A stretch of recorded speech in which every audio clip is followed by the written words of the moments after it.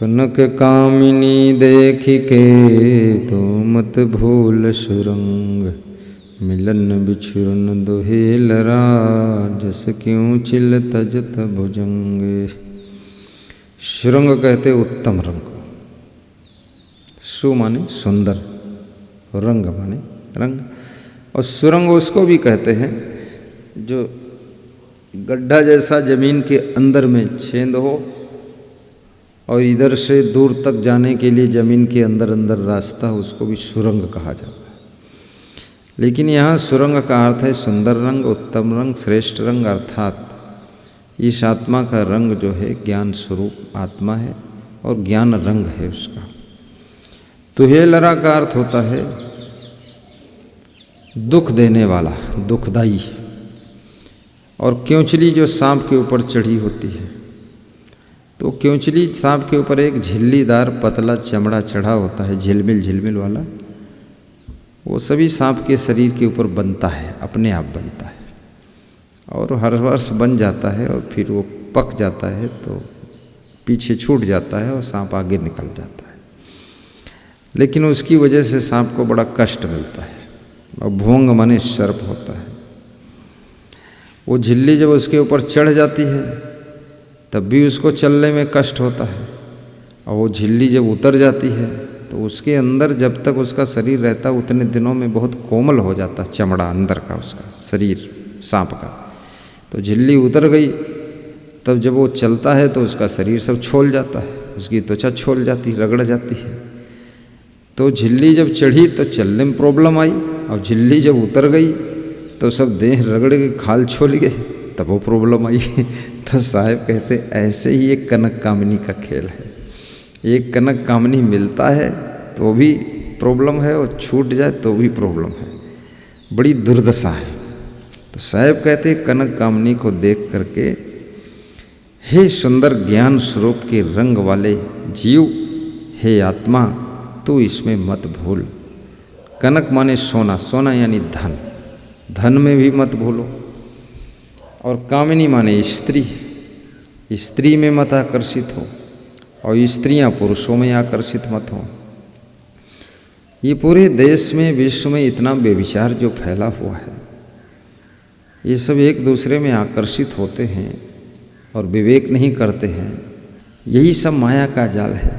तो साहब कहते हैं कामनी को देख करके भी आकर्षित मत होइए, क्योंकि ये कनक कामनी दोनों मिलेंगे तो भी इनके मिलने में भी कष्ट है, टेंशन है, चिंता है, और बिछुड़ेंगे तो भी असमंजस है। इसलिए न मिलने में सुख है न बिछुड़ने में सुख है, दोनों तरह से दुख ही मिलेगा।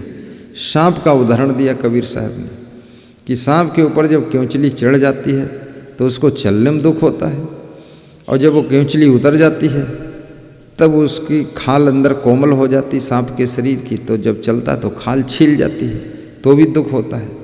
तो क्योंचली जब मिली चढ़ी तो भी दुख दिया, और जब उतर गई तो भी दुख दिया। ऐसे ही ये मायावी ये कनक कामिनी मिलते हैं तो भी दुख, और बिछुड़ते हैं तो भी दुख। इसलिए दूर रहो, अनासक्त रहो, इसका लोभ मत करो, आकर्षित मत हो, वासना को कंट्रोल रखो। कनक कामिनी देख के तू मत भूल सुरंग। हे चेतन आत्मा, तू ज्ञान स्वरूप है, तेरा सुंदर ज्ञान रंग है, तू अज्ञानता के वशीभूत होकर के कनक कामनी में मत भूल, इसके चक्कर में मत पड़, नहीं तेरी दशा क्योंचली चढ़े हुए सांप जैसी ही होगी। सब तरह से तू दुख पाएगा, तेरे को शांति नहीं मिलेगी। इसलिए अपने आप को समझा और विवेक कर, विचार कर। कनक कामिनी देख के तू मत भूल सुरंग, मिलन बिछुड़न दुहेलरा, जस क्यों चिल तजत भुजंग। बोलिए सद्गुरु भगवान की 148 नंबर साखी थी। माया केरी बस परे ब्रह्मा विष्णु महेश, नारद सारद सनक सनंदन गौरी पूत गणेश। प्रस्तुत साखी 149 नंबर है। कबीर साहब कहते हैं कि ये सभी लोग तो माया के वश में पड़े हुए हैं। ब्रह्मा हैं, विष्णु हैं, शंकर जी हैं, नारद जी हैं, शारद यानी सरस्वती शारदा और सनक सनंदन, ये सनक सनंदन सनातन सनत कुमार तथा गौरी के पुत्र गणेश, सबके लिए कबीर साहब कहते ये सब माया में ही फंसे हुए हैं, माया से निकल नहीं पाए। सबके नाम काउंटिंग कराया। कबीर साहब ने बहुत हिम्मत का काम किया है, क्योंकि इनके ऊपर बोलना खतरे से खाली नहीं है। और उन्होंने बोल दिया है कि जो भी विषय भोगों में फंसा हुआ है वो समझ लो माया के वशीभूत है, माया का गुलाम है।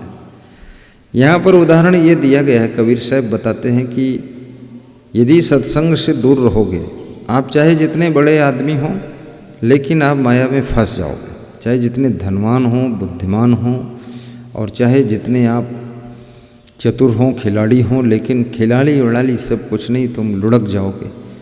इसलिए सत्संगी बनो, सच्चे महात्माओं के साथ रहो, उनकी कृपा को प्राप्त करो, उनका आशीर्वाद लो, तब आप माया के जाल से बच सकते हैं और अपना कल्याण कर सकते हैं।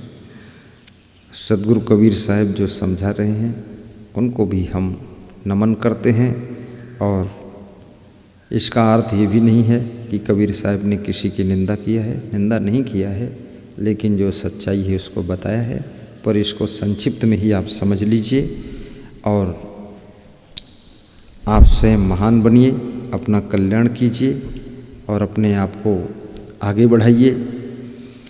माया केरी बसी परे ब्रह्मा विष्णु महेश, नारद शारद सनक सनंदन गौरी पूत गणेश। 149 नंबर साखी है। सद्गुरु कबीर साहब की जय।